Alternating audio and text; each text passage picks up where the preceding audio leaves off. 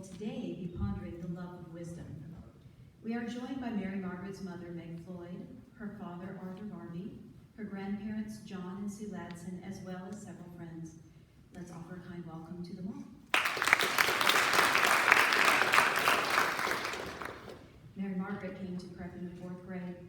From a bright-eyed elementary student to an accomplished senior, she has truly grown up on this campus, developing a passion for politics and government, and serving on student council for 6 years, and as the junior class president.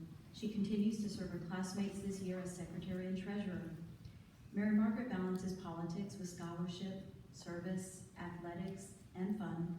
Not only has she been a member of the NHS, the Circus Club, Schools for Schools, and the Student Diversity Club, but she's also founder and president of the Debate Club. Mary Margaret played tennis last year and has been a cheerleader since the 8th grade. Outside of school, she is a competitive equestrian with the Interscholastic Equestrian Association and an intern in political data managing. She must be taking Aristotle seriously when he said that happiness lies in virtuous activity, and perfect happiness lies in the best activity, which is contemplative. What you may not know about Mary Margaret is that she is one of 6 children. She's an awesome big sister to all the littles and a fantastic younger sister to her older brother, Greg. When she wants to decompress, she plays with her beloved dogs, Penny and Bindi, or she spends some time working on a graphic design project. One of her designs for the 2019 homecoming t-shirt can still be seen on occasion in the school. Now, if, as John Locke said, the mind is furnished with ideas by experience alone, let us experience a few minutes of philosophical musings with Mary Margaret.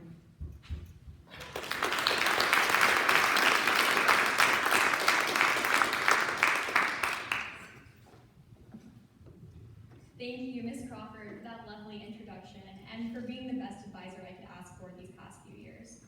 And a huge thank you to my friends and family who are here today to support me.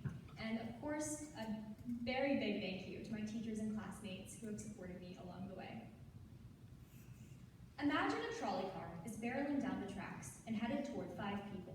It's too late to warn them, but you find yourself in a position where you can flip a switch, switching the path so that the trolley car only hits 1 person. What do? Is it better to sacrifice 1 person to save 5? Or is fate just fate? If this problem sounds familiar, it's probably because it's one of the most famous thought experiments in philosophy. It's been in movies, books, TV shows, even songs have been written about it. This is known as the trolley car problem, or the poster child of ethics, a school of philosophy. It's so iconic that it spawned its own subfield known as trolleynomics. To help us solve this problem once and for all, I asked a few of my classmates what they would do. As you can see here, about 70% of seniors surveyed thought it would be better to flip the switch so that the trolley would only hit 1 person. On the contrary, 30% said they would not flip the switch. Those of us who decided to flip the switch might fall under the category of consequentialists, or more specifically, utilitarianists, who believe that the morally right decision is the one that causes the most good or the least harm. In this case, utilitarianists believe that flipping the switch led to the loss of 1 person as opposed to 5, making it the morally right decision. On the other hand, those who chose not to flip the switch might just be deontologists, a term coming from the Greek word deon, meaning duty. Deontologists tend to believe that the morally right action is the one that conforms to moral duties, or maxims. So in this case, deontologists believe that killing the 1 person is wrong, no matter how many it saves. The truth of the matter, though, is that while most of us will probably never find ourselves in this exact situation, that doesn't mean that it's completely arbitrary. Philosophy has many implications in our everyday lives, but before I can tell you exactly what those are, we have one big question to answer. What is philosophy? When you break it down, the term philosophy comes from the Greek word philo, meaning love, and sophia, meaning wisdom. So you could say that philosophy is simply the love of wisdom. Oxford Dictionary defines philosophy as, quote, the study of the fundamental nature of knowledge, reality, and existence, end quote.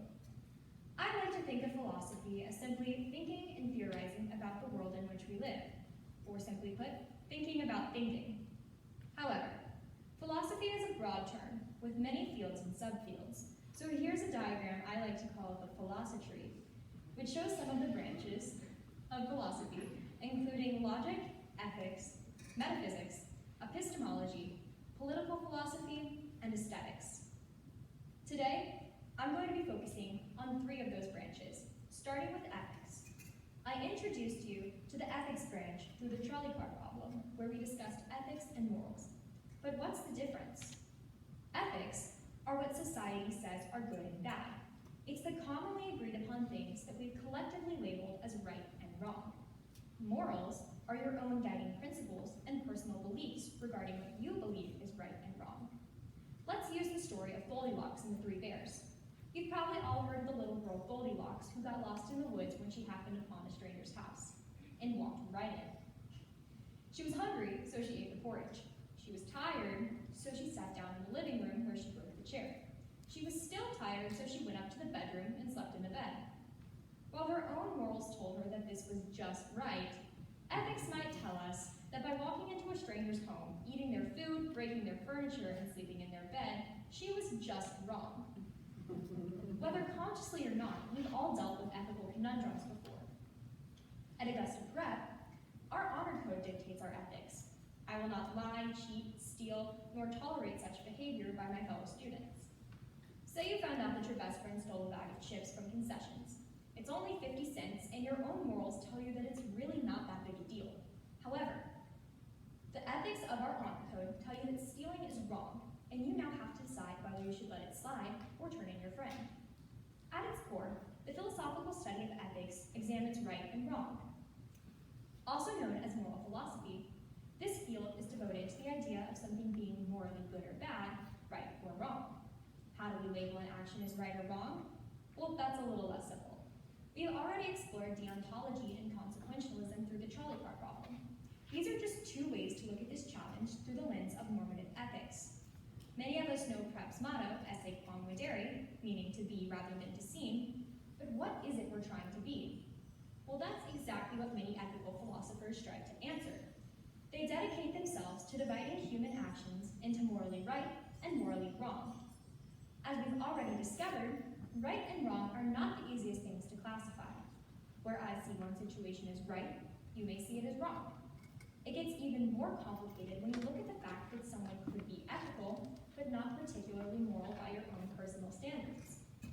One of the most famous philosophers, Socrates, contemplated this fiasco and decided that it would be best to solve it through discussion. His method of questioning an individual's ethics with challenging problems, posing questions to their answers, and requiring elaboration and justification has led to something that many of us are quite familiar with, the aptly termed Socratic Method. If any of you have taken a class with Dr. White, you're probably familiar with Socratic seminars. Well, now that you know where they come from, you can take your anger out on Socrates, not Dr. White. And while taking your frustration out on an ancient Greek philosopher might not be logical, let's take a look at what would be. This next branch of philosophy is known as logic. Logical philosophy takes a look at reasoning and argument. Logic starts with a true or false statement, such as Merriam-Webster defines a theater as, quote, a room often with rising tiers of seats for assemblies, end quote. After a statement is made, you need a proposition, or a claim that you make based on the statement, such as, this is a theater. To prove this claim, you need premises, or statements that provide evidence for your proposition. For example, we are in a room, there are rising tiers of seats, and we meet in here every Monday for assembly. Last, you need a conclusion, or the statement supported by your premises, like, therefore, we are in a theater. When you put together your statement, proposition, premises, and conclusion, you get an argument. There are 2 major types of arguments, deductive and inductive. A deductive argument is one in which the premises guarantee the truth of the conclusion.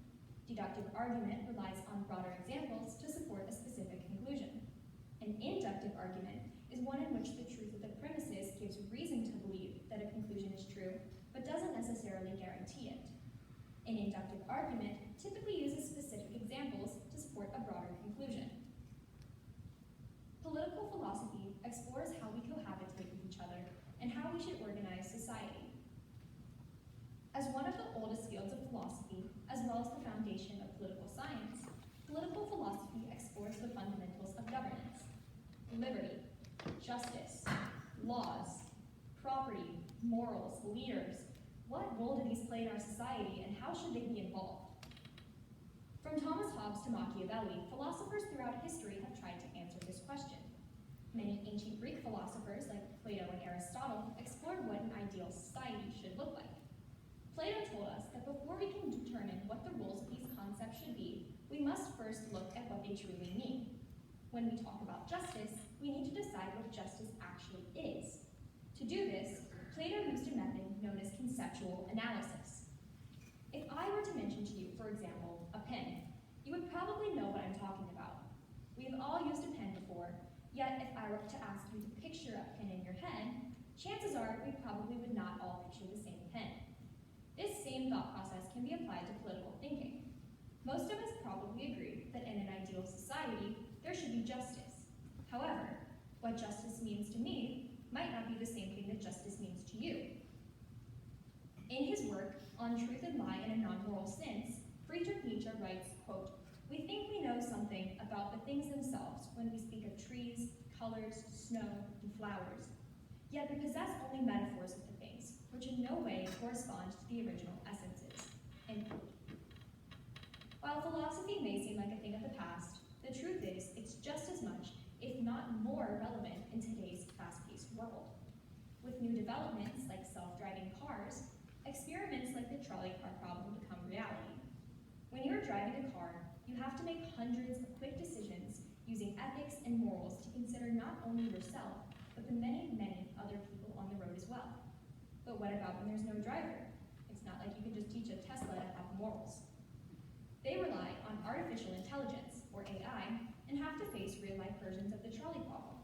For example, if a car is driving down the road at 45 miles per hour and a pedestrian darts out into the road with no forewarning, if the car swerves, it will hit another vehicle carrying a whole family. It has no time to stop before it hits the pedestrian, so what should it do?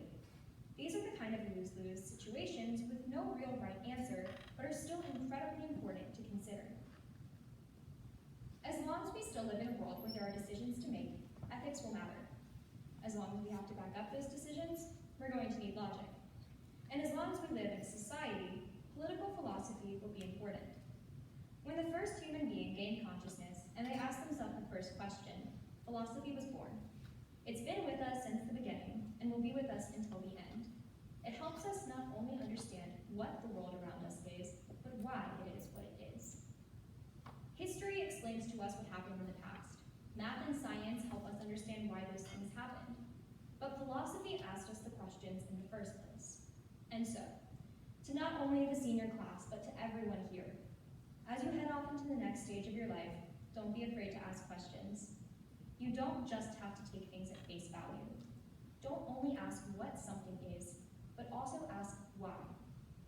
If you want to go beyond seeming to actually being, then never stop exercising that love of wisdom.